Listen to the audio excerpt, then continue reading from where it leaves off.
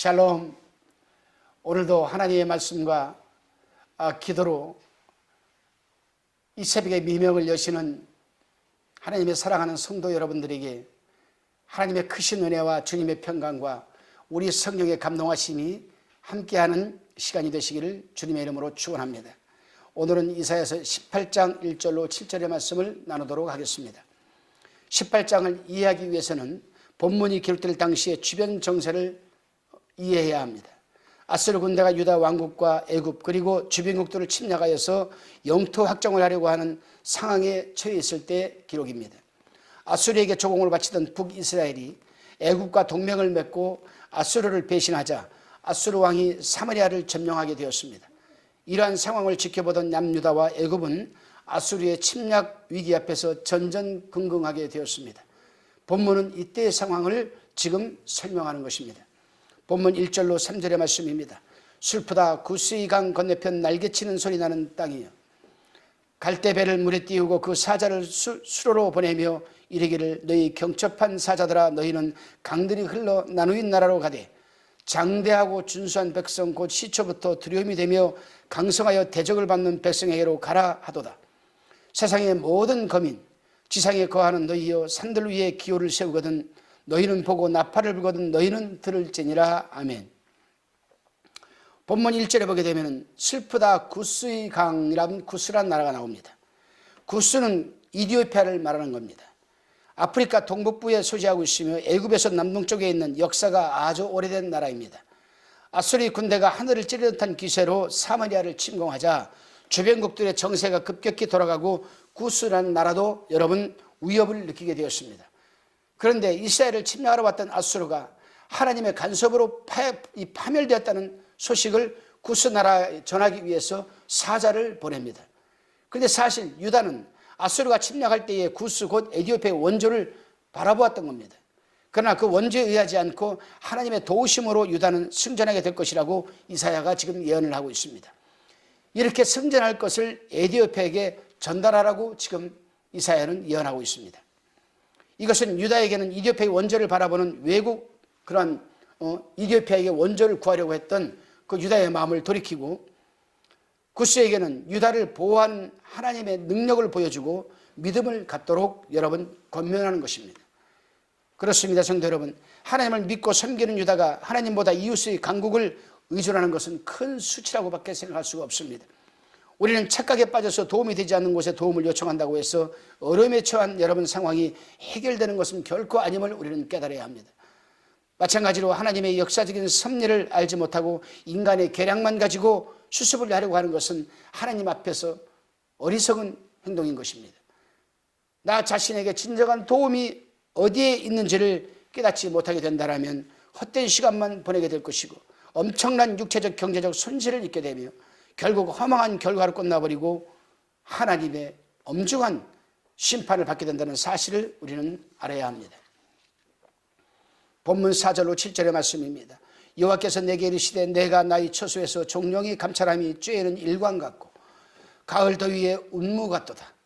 추수하기 전에 꽃이 떨어지고 포도가 맺혀 익어갈 때에 내가 낫으로 그 연한 가지를 베며 퍼진 가지를 찍어버리되 산이 독수리들에게와 땅의 들짐승에게 끼쳐주리니 산이 독수리들이 그것으로 과하하며 땅의 들짐승들이 다 그것으로 파동하리라 하였습니다. 과동하리라 하였음이니라. 그때에 강들이 흘러 나누인 나라의 장대하고 준수하며 시초부터 두려움이 되며 강성하여 대적을 밟는 백성에게서 만군의 여호와께 드릴 예물을 가지고 만군의 여호와의 이름을 두신 곳 시온산에 이르리라. 아멘. 4절에 보게 되면 하나님께서 내게 이르시되 라고 합니다. 이사야는 여호와께서 내게 이르시되 내가 나의 처소에서 종령이 감찰함이 쬐는 일광 같고 가을 더위에 운무 같도다라고 말하고 있습니다. 하나님은 어지러움이 하나님이시 아니요 조용히 침착하게 살피시는 하나님을 말씀하시는 것입니다. 구스나 아수르의 소란에 비하여 하나님은 보좌에 앉으셔서 오히려 조용하고 고요하게 살피시다가 모든 때가 성숙될 때에 신속하게 하실 일을 주권적으로 하십니다. 아수르를 포도나무에 비유하셨는데 하나님께서 아수르군의 행동을 살피시다가 아수르군이 목적을 수행하려 할 때에 일거에 이것을 낫으로 수확함 같이 심판하시겠다는 하나님의 의지입니다. 그리고 그 벤 것을 산의 독수리에게와 땅의 들짐승들에게 끼쳐주리니라고 하는 것은 아수리 군대를 하나님께서 쳐서 멸망시키고 그 시체들을 독수리와 들짐승이 먹도록 비유하시는 것입니다. 그만큼 아수리 군대의 패망은 상상할 수 없는 비참스러운 것입니다. 그렇습니다. 성도 여러분, 하나님께서는 그의 백성을 구원하시기 위하여 그의 원수들을 징벌하시는 때가 있습니다. 그것은 개인일 수도 있고 집단일 수도 있고 한 국가일 수도 있습니다. 그리고 그 가운데는 우리가 평소에 포기했던 사람, 단체, 나라가 회개하고 구원받아 하나님의 품으로 돌아온 역사도 또한 있습니다. 우리가 바로 그런 나라 중에 하나입니다. 우리나라가 얼마나 여러분 시아모니즘이 강했던 나라입니까? 우리나라가 알 수도 없는 삶. 옛날에 보게 되면 우리 조상들이 새벽에 일어나서 단장을 하고 그 항아리 위에다가 정한수 한 그릇 떠놓고 기도합니다. 선앙당 거기에다가 오색 첼라란 끈을 걸어놓고 거기에 가서 빕니다. 얼마나 우상이 강했던 나라입니까? 그러나 우리가 복음을 받아들이고 성령의 불이 떨어지자 회개운동이 일어났습니다. 평양에서 회개운동이 일어나가지고 전국 방방곡곡에 울며 불며 깡패였던 사람이 부흥사가 되고 신유 은사를 일으키며 수많은 사람들이 여러분 하나님 품으로 돌아오는 역사가 일어났습니다. 이러한 역사는 현재 진행형입니다. 과거 완료 시제가 아닙니다. 현재 진행형, 현재 시제입니다. 지금도 수많은 나라들이 하나님의 그러한 회개의 영을 부어주셔서 회개하는 역사가 일어나기를 고대하는 나라들이 얼마나 많은지 모릅니다. 그러한 나라들에 누가 쓰임받아야 됩니까? 바로 우리나라가 쓰임받아야 됩니다. 하나님에게 은혜를 받은 만큼 다시금 하나님에게로 우리가 그 사랑을 돌려드리는 믿음이 충만해야 될 것입니다. 우리가 요한 3서 2절을 보게 되면 사랑하는 자여 내 영혼이 잘된 같이 내가 범사에 잘되고 강건하기를 내가 강구하노라 그랬습니다. 여기서 사랑하는 자여란 뜻이 뭡니까? 여기서 사랑은 안다란 뜻입니다. 안다. 영어로 know입니다. know, K-N-O-W, know, 안다. 사랑하는 자여. 이 말씀은 내가 내 독생자를 십자가에 내어주시기까지 너를 내가 사랑한다. 잘 알고 있는 자여란 뜻입니다. 하나님께서도 우리가 태어나시기도 전에 이미 알고 계십니다. 우리를 알고 예정하셔서 에베소 1장 3절 이하에 말씀 있는 대로 창세전에 우리를 선택하여서 그래서 하나님께서는 때가 되어 우리를 아버지라 부를 수 있는 귀한 믿음을 허락하시고 우리를 천국 백성 삼아 주셨습니다.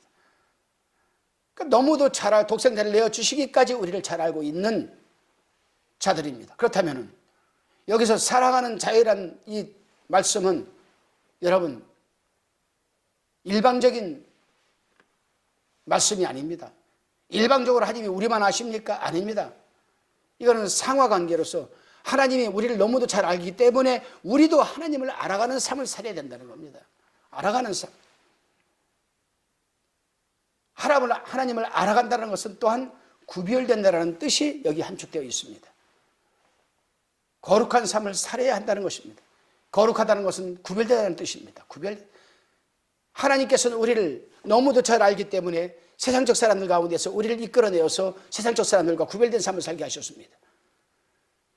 그렇다면 우리는 그 말씀대로 세속적인 삶이 아니라 하나님께서 원하시는 삶을 구별된 삶을 살아내야 되는 것입니다.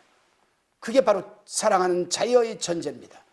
그런 사람이 영혼이 잘되고 범사가 잘되고 강건하기를 하나님께서 강구해 주시는 겁니다. 이러한 삶이 오늘 하루 여러분들에게 함께 하시기를 주님의 이름으로 축원합니다. 기도하시겠습니다. 주님, 하나님의 백성들이 살아가는 동안 이 모양 저 모양으로 어려운 일들을 겪을 수 있고 더 나아가 감당 못할 고난을 겪을 수도 있습니다. 그러할 때 인간의 생각이나 능력 그리고 타인에게 의존하고 싶을 때가 있습니다. 하지만 이 세상의 모든 일은 우연히 일어나는 것이 아니요 하나님의 섭리 안에서 일어나는 일이기에 오직 하나님만이 그러한 일들을 해결할 수 있고 또한 도움을 줄 수가 있기에 하나님의 전폭적으로 의지하고 의뢰하는 신뢰하는 삶이 되게 하여 주옵소서. 감사드리오며 지금도 살아계셔서 우리와 함께 하시는 예수 그리스도의 이름으로 기도드리옵나이다. 아멘.